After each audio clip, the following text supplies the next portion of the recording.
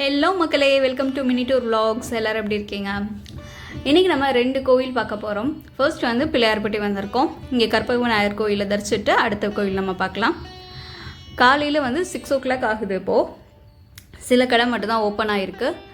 So morning 8:30 9 o'clock மேலே தான் எல்லா கடையுமே ஓப்பன் ஆகும். இங்கே லெஃப்ட் சைடில் நகர்த்தார் மண்டபம், ரைட் சைடில் பார்த்தீங்கன்னா கோவில் இருக்குது. இந்த கோவிலுக்கு க்யூ மட்டும் பாருங்கள், இவ்வளோ பெருசாக இருக்குது. நீங்கள் விசேஷ நாளில் வந்தீங்கன்னா இவ்வளோ க்யூவில் நின்று நீங்கள் உள்ளே போகிற மாதிரி இருக்கும். கோவிலுக்கு வெளியிலே நிறைய பேர் அருகம்புல் விற்பாங்க. நம்ம அங்கே அருகம்புல் வாங்கியாச்சு. இப்போ நம்ம கோவில் என்ட்ரன்ஸ்குள்ளே வந்துட்டோம். என்ட்ரன்ஸ்குள்ளே பார்த்தீங்கன்னா பெரிய குளம் இருக்குது பாருங்கள்.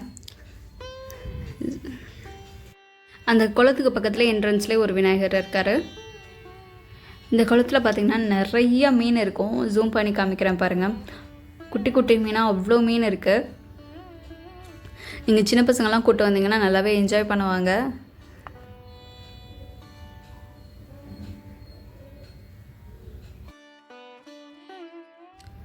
இப்போ நம்ம கோயிலுக்குள்ளே போகலாம்.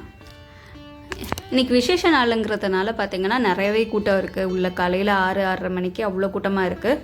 நீங்கள் நார்மலான டேயில் போனீங்கன்னா இவ்வளோ கூட்டம் இருக்காது. ஒரு 9:30 10 o'clock மேலே தான் கூட்டம் ஜாஸ்தியாகும்.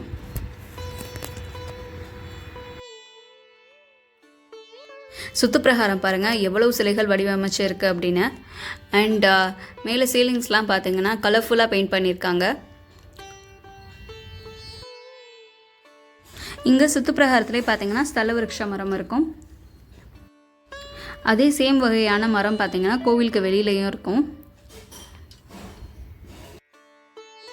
இங்கே கோவிலில் பார்த்தீங்கன்னா 4 வாசல் இருக்குது. இப்போ நம்ம பார்த்துக்கிட்டு இருக்கிறது வடக்கு கோபுரம், அதுக்கு பக்கத்தில் தான் அந்த மரம் இருக்குது.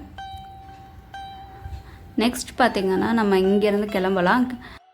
இப்போ நமக்கு 9 o'clock டைம் ஆகுது. ஃபுல்லாக பார்த்தீங்கன்னா கடையெல்லாம் ஓப்பன் பண்ணிட்டாங்க. இங்கேருந்து நெட்டு ரோடு ஃபுல்லாகவே கடை தான் இருக்கும் மக்களே.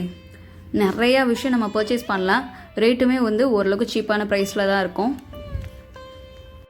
பிள்ளையார்பட்டி கற்பக விநாயகர் ஃபோட்டோஸ்லேருந்து, வீட்டுக்கு தேவையான பூஜை சாமான்லேருந்து, அண்டு குழந்தைங்க விளையாடுற டாய்ஸ்லேருந்து எல்லாமே இங்கே கிடைக்கிது.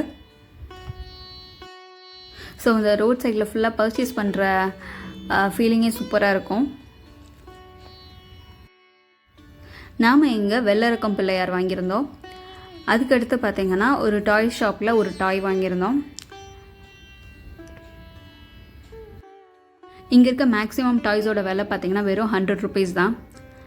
நாம் வாங்கினது இந்த டால் தான்.